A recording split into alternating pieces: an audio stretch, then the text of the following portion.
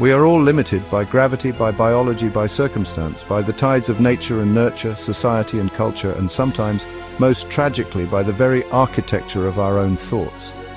What if I told you that most walls are not built by others, but constructed silently in the dark corners of our own minds?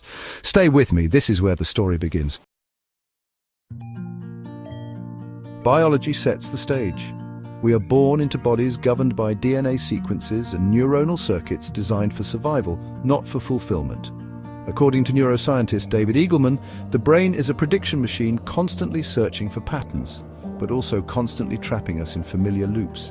Evolutionary instincts once necessary for escaping predators may now bind us to outdated fears, fear of change, fear of difference, fear of failure. But are we just chemical puppets? Not entirely. Science suggests neuroplasticity, the brain's ability to rewire itself even in adulthood. If our wiring can change, then so can our limits. But here's the catch. It requires conscious effort, discipline, and perhaps the most dangerous act of all, questioning what we think we know. So why don't we? That's where nurture and society step in. Culture is a double-edged sword. It offers identity and community, yet often constrains possibility. According to sociologist Pierre Bourdieu, we inherit habitus, a set of socialized norms that shape our perception of what is possible for us. If you're raised in a community that whispers "don't dream too big," those whispers become internal monologues. Politically, this manifests as structural inequalities. The ladder to opportunity is not the same length for everyone. But politics and culture are not immutable. Change has always been possible. The civil rights movement, women's suffrage, the environmental revolution, all remind us that societal limits can be shattered. But first, we must break the mental barriers within. The Stoic philosopher Epictetus once said, "We are disturbed not by things, but by the views which we take of them." Most of our perceived barriers are self-constructed. We imprison ourselves with assumptions. I am not smart enough. I am not worthy. I cannot change. In ethics and morality, we talk about ought and is. We often confuse the two. Just because something is a certain way in our lives does not mean it ought to be so. But how do we break free from these self-imposed chains?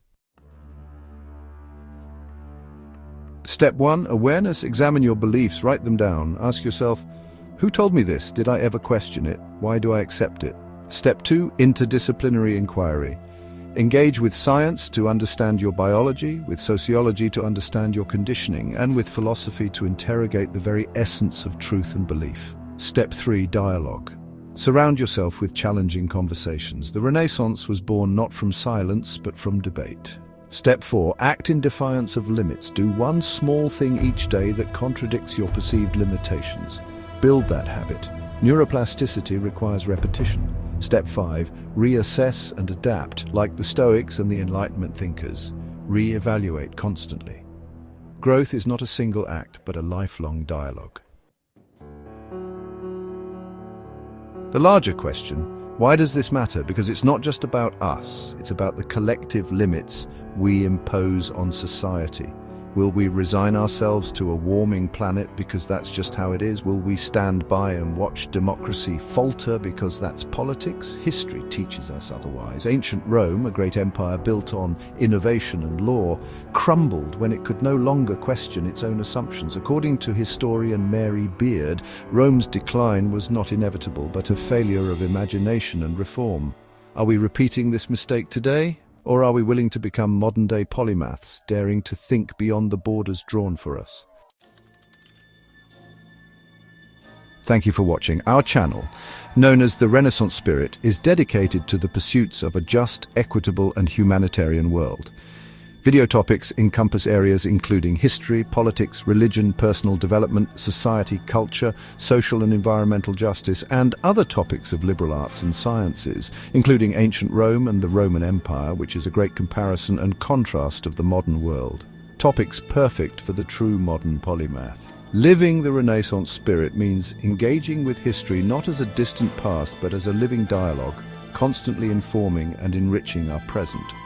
And the Renaissance spirit is a reminder of our dialogue with the future, our progeny and posterity, our legacy. Will we grant them a future free from fear of climate change and tales of the end of democracy? Will they admonish us for our sins and omissions, or will they remember us fondly as saviors of humanity and the natural world? The Renaissance ushered in a golden age and the pursuit of knowledge both lost to time and yet to be discovered. It gave birth to the Enlightenment and the Age of Reason. Embracing truth, knowledge, and an understanding and compassion for humanity and our shared history opens up the world to each of us, individually, and improves all of humanity, affording us the opportunity to be better stewards of the earth and to each other. The Renaissance spirit, more than just a philosophy or style, but a style for living, learning, growing, and thinking. Please subscribe, turn on notifications, and share. And take our quiz next to see if you're a Renaissance spirit. Live the Renaissance spirit. History has not died, only our understanding of it.